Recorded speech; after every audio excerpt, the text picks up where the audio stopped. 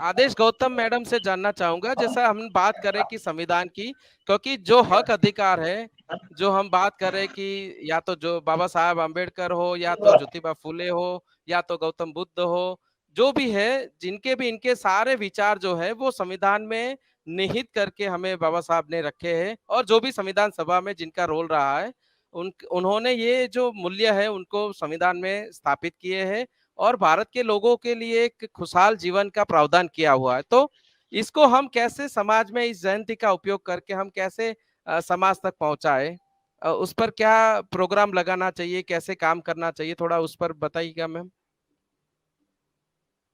Sir संक्षिप्त में जैसे वैसे तो बताइएगा थोड़ा। जी। सर जैसे बामसेफ के द्वारा भी BS4 का कार्यक्रम चलाया जा रहा है भारतीय संविधान के लिए सम्मान, सुरक्षा और संवर्धन के लिए। लेकिन अगर आप BS4 के तहत भी नहीं करना चाहते हैं, तो आप समाज में जाके उनके जो मौलिक अधिकार हैं, आप मौलिक अधिकार पे बात कर सकते हैं कि आपको समानता का अधिकार है, तो स्वतंत्रता का अधिकार है। लेकिन वो पूरी तरीके से आप मतलब स्वतंत्रता का अधिकार आप पूरी तरीके से उपयोग में नहीं ला पा रहे हैं, क्योंकि आपके जो हक अधिकार हैं किसी न किसी तरीके से प्रभावित हो रहे हैं। अब देखिए भारतीय संविधान के जो मूलभूत तत्व हैं, उनके मूलभूत तत्वों में जो ये कहा गया है कि देश की आर्थिक व्यवस्था इस तरीके से चलाई जाए जिससे समाज तथा राष्ट्र का विकास हो, एक ही समुदाय के पास संपत्ति तथा संसाधनों का संचय ना हो। इसी आधार पर देश के बड़े-बड़े उद्योगों का राष्ट्रीयकरण किया गया और उन्हें पब्लिक सेक्टर बनाया गया। लेकिन वर्तमान में क्या हो रहा है?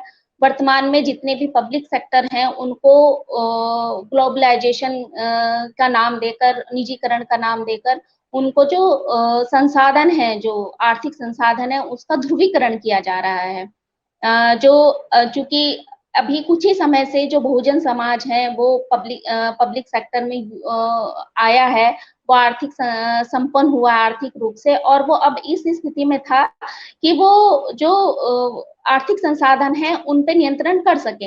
इसी डर से कि पब्लिक सेक्टर पर इनका पूरी तरीके से हक अधिकार नियंत्रित अवस्था में ना आ जाए, उनको निजीकरण उनका कर दिया जा रहा है। और जो उनका जो कि ये कि मतलब जो ये प्राइवेट करने की जो साजिश है, ये संविधान के मूलभूत तत्वों के खिलाफ है। ये जो वर्तमान के जो मुद्दे हैं, उनको लेकर आप समाज में जा सकते हैं, बातचीत कर सकते हैं कि संविधान में किस-किस तरीके से आपके लिए प्रावधान किए गए हैं, किस-किस तरीके से अभी जो मुद्दा है 2019 में कि 124वां संविधान संशोधन किया गया कि आर्थिक आधार पर आरक्षण की व्यवस्था की गई है। लेकिन ये भारतीय संविधान की जो मूलभूत जो मूल भावना है, उसके बिल्कुल विरोध में है। तो बहुत सारे ऐसे मुद्दे हैं जिन पे जाके बातचीत की जा सकती है, जो लोगों के व्यक्तिगत हित से भी जुड़ते हैं और सामाजिक हित से भी जुड़ते हैं। अगर उनके व्यक्तिगत हित बताए जाएँ कि किस तरीके से उनके व्यक्तिगत हितों को नुकसान पहुँचाया जा रहा है, और उन व्यक्तिगत हितों को मिलाकर एक सामाजिक आंदोलन का स्वरूप दिया जाए, तो चीज़ें और बेहतर हो सकती हैं।